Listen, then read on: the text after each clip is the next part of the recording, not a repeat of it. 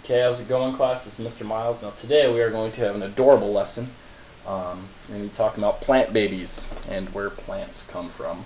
So really what we're doing is we're looking at plant reproduction. Okay, so let's take a look at this. Now this is going to be found on page 110, 111 is where it starts, chapter 3, lesson 4. So first thing we're going to look at is we're going to look at the life cycle of a plant. Because plants will go through lovely, lovely, lovely stages. Now, the first two words that you're introduced to, and these are going to start off on page 110, is you're going to be introduced to the sporophyte, and you're going to be introduced to the gametophyte.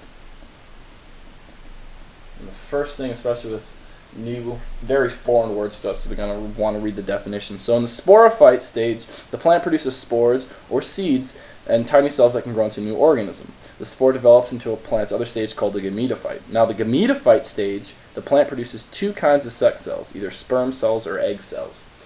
So you can see the difference between this is actually where you have your male and female, and this is where you're just going to have your spores.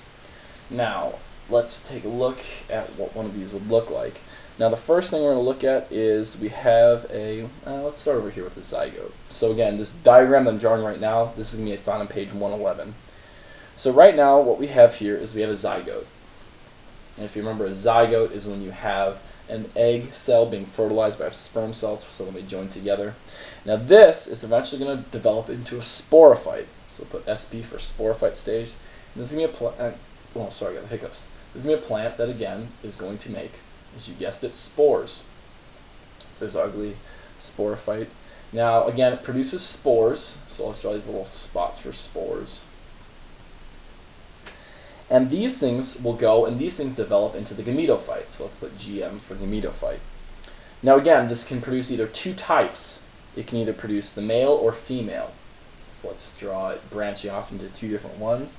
And let's say this plant is going to produce egg cells. This one's going to produce egg cells. And this one is going to produce a little bit differently.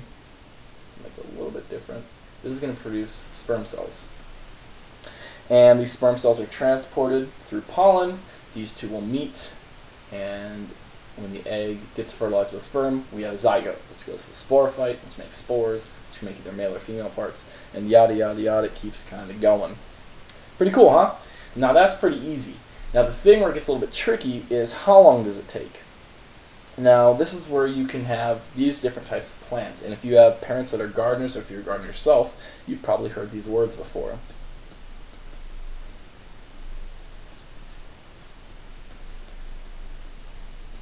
Okay, so we're going to have our annuals. And an annual is something that will complete its life cycle in one growing season. So that means in 1 year, it'll go through the sporophyte stage, and the gametophyte stage to create new zygotes, so that the next year it'll go through that cycle again.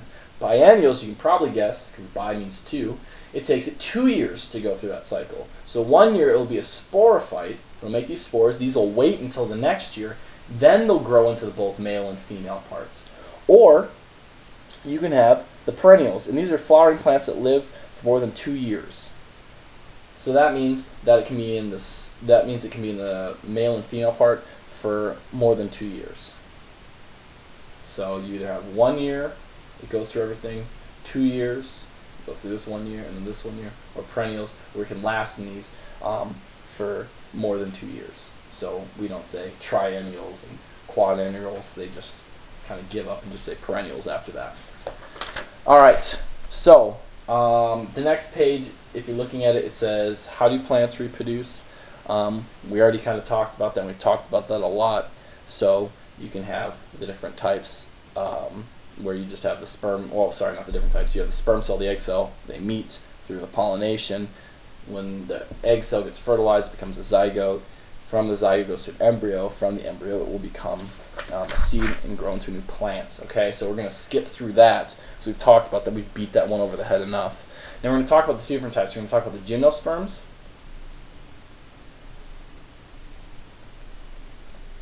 And we're going to talk about the angiosperms. Okay, so let's start with the gymnosperms first. what they're going to do is they're going to produce something called cones. And if you've ever seen one of these, you'll get really excited. And we've talked about this. I think I've showed this in class. And these are cones. And these things have scales on it.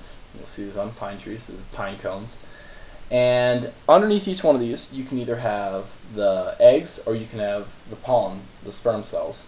And what you'll find is that as these cones develop, the sperm or egg cells, as they're getting ready, these cones will eventually open up. And so you've probably seen ones that have been completely closed down, but you've also seen ones that have started to open up. And that happens when pollination is ready to occur. And so what will happen is these open, and the pollen is able to come out, and this is transported by wind. Remember, there's no incentive for an animal to want to eat one of these. If you've ever seen it, there's just nothing in there that they would really want to eat for the most part. So the big thing you're going to see with these is they're going to be carried by the wind. And as it's carried by the wind, it'll eventually meet an egg cell, and that's where we're going to have fertilization. And again, you can probably tell me what word. You can probably tell me this word. What happens? What do you call something when the egg gets fertilized right then by the sperm? Called the zygote. Now, that zygote will turn into an embryo. It'll create a seed, and then the seed can get dispersal. Okay, cool. And then it can find a new spot on the ground to grow a new gymnosperm, and they can go through the same cycle. Now, the angiosperms, what they do, so again, we're looking on page 116 with these guys, is we have the stamens, and then we have the pistils. And again, remember, stamens is going to be the male part, pistils is going to be the female part. So you're going to have the egg cell is going to get fertilized by the pollen, which is housing the sperm. And when these guys meet, we're going to create a zygote. We'll grow into an embryo, and it's going to create a seed, and the seed is going to have food that it needs. Remember, it's going to have the cotyledons, and it's also going to have that food source. Because before it germinates, it's going to have something that can feed off of. And a lot of times this is where we get, fruit. And so from the embryo, some of the excess we get is we get the fruit part. And this is really beneficial to the angiosperms because of the fact that animals love to eat fruit. I don't know, these arrows are probably driving you insane. And so with dispersal, it'll be a little bit different than the gymnosperms, which just kind of use wind. These guys instead rely a lot on animals spreading it out, and they can be on both levels, either the seed dispersal, so new angiosperms can grow, but also for the pollination. Again, what they're going to be doing is, flowers aren't just bright colors just so you say, ooh and ah, and you can give them to your boyfriend, you can give them to your girlfriend. No, instead those colors are there to attract different types of insects, different types of animals to come near them to get nectar, or even sometimes they'll use it to hunt other insects. They can hide inside of them, and they use this so they can go around and pollinate all the different plants. And then later again, animals will eat these fruits, and again that fruit will have the seed inside them. They put it somewhere else, and now a new angiosperm can grow away from the parent plant. And again, this makes perfect sense when you think about how much your parents dislike your older brother and sister when they turn 18 and they want them out of the house. They don't want them growing up in the basement anymore or in their room. They want to kick them out, go to college, go get a job, stuff like that. So same kind of concept. So that's your gymnosperms growing, your angiosperms growing. So that's your plant reproduction, and that's where baby plants come from. So that is absolutely adorable. And so here's a really terrible picture of a baby. I know, it's ugly, it's hideous, you would never want a baby like that. But yeah, until next time, I will talk to you later.